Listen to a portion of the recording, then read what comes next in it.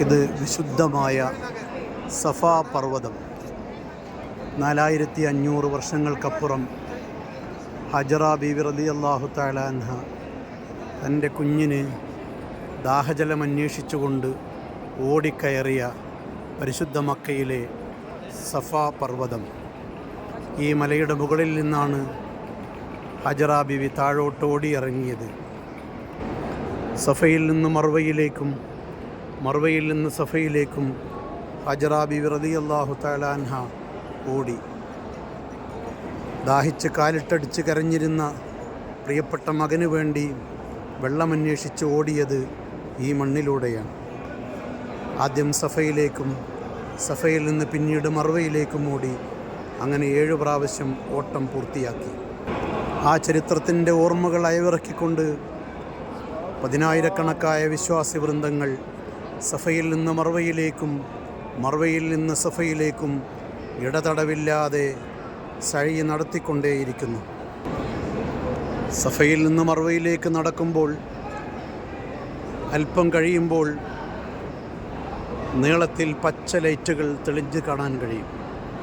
ഈ പച്ച ലൈറ്റ് കാണുന്നിടത്ത് പുരുഷന്മാർ അല്പം വേഗതയിൽ നടക്കണം. ഇവിടെ ഹാജറ ബീവി ഓടിയെന്ന് ചരിത്രം രേഖപ്പെടുത്തുന്നു. ഹാജറ ബീവി ഓടിയെടുത്ത് ഓടുകയും ഹാജറ ബീവി നടന്നെടുത്ത് നടക്കുകയും ചെയ്യുക എന്നത് ആ ചരിത്രത്തിൻ്റെ ഓർമ്മകളെ അനുസ്മരിച്ചുകൊണ്ട് ഒരു വിശ്വാസി ഹാജറ ബീവിയുടെ ഇബ്രാഹിം നബിയുടെ ചരിത്രത്തെ പിന്തുടരുന്നതിൻ്റെ ഭാഗമായിട്ടാണ്. ഈ ഭാഗമെത്തിയാൽ പുരുഷന്മാർ ഓടണം.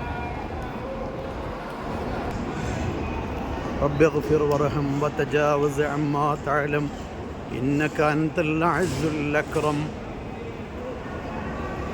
ഈ ഭാഗത്താണ് പുരുഷന്മാർ വേഗതയിൽ നടക്കേണ്ടത്.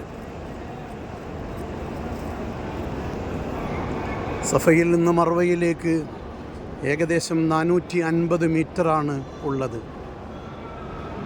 7 പ്രാവശ്യം സഫയിൽ നിന്ന് മർവയിലേക്കും മർവയിൽ നിന്ന് സഫയിലേക്കും നടന്നു കഴിയുമ്പോൾ 3.5 കിലോമീറ്ററോളം ഒരു വിശ്വാസി നടന്നു തീർക്കുന്നു.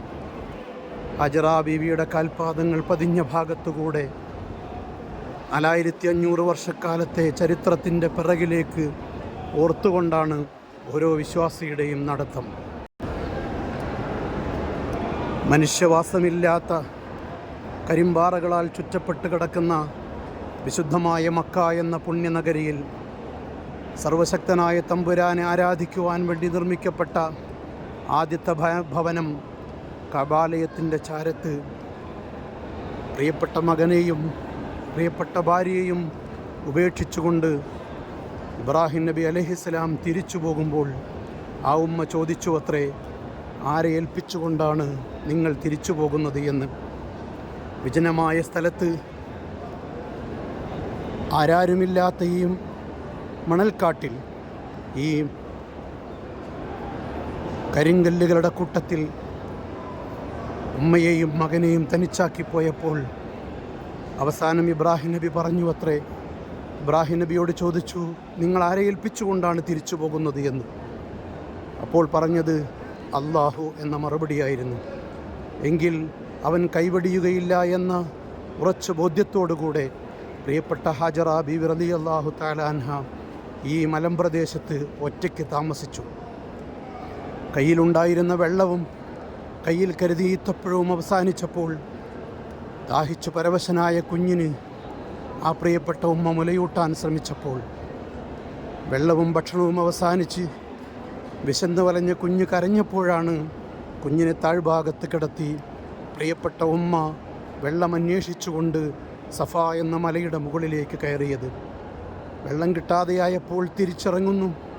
സഫയിൽ നിന്നടുത്തുള്ള മർവയിലേക്ക് കയറി നോക്കുന്നു. ദാഹജലത്തിന് വേണ്ടി ആ പ്രിയപ്പെട്ട ഉമ്മ ഓടിക്കയറിയിടത്ത് വിശ്വാസി ലോകങ്ങൾ ഓടണം, നടക്കണം. ആ മഹദി നടന്നിടത്ത് നടക്കാതെ, അവരോടിയെടുത്തോടാതെ ഇസ്ലാമിൽ ഒരുത്തൻ്റെ വിശ്വാസം പൂർത്തിയാകുന്നില്ല. അത്രമേൽ ചരിത്രത്തിൽ ഇടം പിടിച്ചിരിക്കുന്നു ഹജറ ബീവി റളിയല്ലാഹു തആല അൻഹ.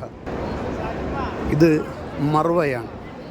സഫയിൽ നിന്ന് മർവയിലേക്ക് ഏകദേശം 450ഓളം മീറ്റർ ദൂരമുണ്ട്. ഏകദേശം 1/2 കിലോമീറ്റർ വരും.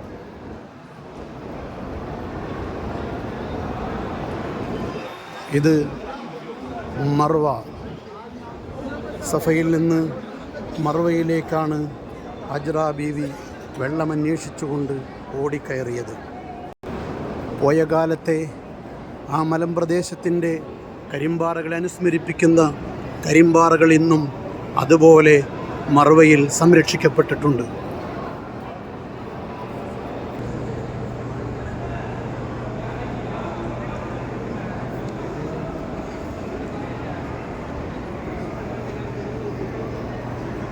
മർവയിൽ നിന്ന് നോക്കിയാലും സഫയിൽ നിന്ന് നോക്കിയാലും പരിശുദ്ധമായ കഅബാലയം കാണാൻ കഴിയും. മർവയിൽ നിന്ന് സഫയിലേക്കും സഫയിൽ നിന്ന് മർവയിലേക്കും നിലക്കാത്ത പ്രവാഹമായി ഇന്നും അനസ്യൂതം തുടർന്നുകൊണ്ടിരിക്കുന്ന മനുഷ്യ സഞ്ചാരം ലോക ചരിത്രത്തിൽ തുല്യതയില്ലാത്ത ഒരു വലിയ ചരിത്രത്തിൻ്റെ ഭാഗമാണ്.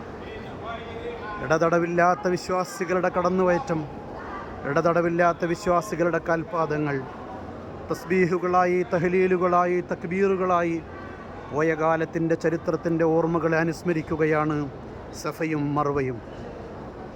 4500 വർഷങ്ങൾക്കപ്പുറം നടന്ന ചരിത്രത്തെ ഓർത്തുകൊണ്ട് ഖലീലുല്ലാഹി ഇബ്രാഹിം നബി അലൈഹിസ്സലാത്തു വസ്സലാമിൻ്റെയും ഹജറ ബീവി റളിയല്ലാഹു തആല അൻഹയുടെയും പുത്രൻ ഇസ്മായിൽ നബിയുടെയും ചരിത്രമുറങ്ങിക്കിടക്കുന്ന മണ്ണിലൂടെയാണ് 4000 വർഷങ്ങൾക്ക് ശേഷം ഓരോ വിശ്വാസിയും നടന്നു നീങ്ങുന്നത്.